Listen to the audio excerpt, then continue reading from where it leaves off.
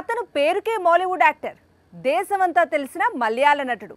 కానీ ఇప్పుడు own industry వైపు చూడటం మానేశాడు. ఎక్కువగా టాలీవుడ్లో కనిపిస్తున్నాడు. ఇక్కడే హీరోగా బిజీగా ఉన్నాడు. ఇక్కడి సినిమాల్లోనే గెస్ట్ అపియరెన్స్ ఇస్తున్నాడు. దుల్కర్ సల్మాన్ మాలీవుడ్ లో అతనికి సెపరేట్ స్టార్డమ్ ఉంది.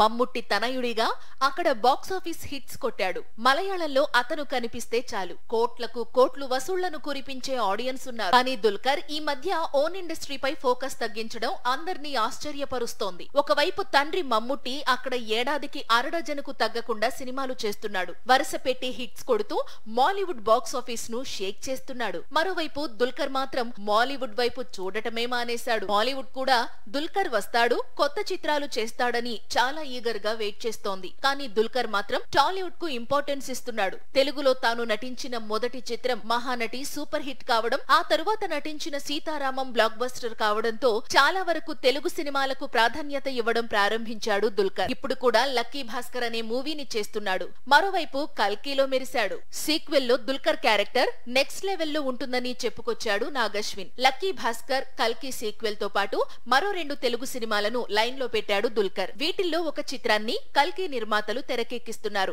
ఇటీవలే ఆకాశంలో ఒక తార పేరుతో ఫస్ట్ లుక్ పోస్టర్ ను సైతం విడుదల చేశారు.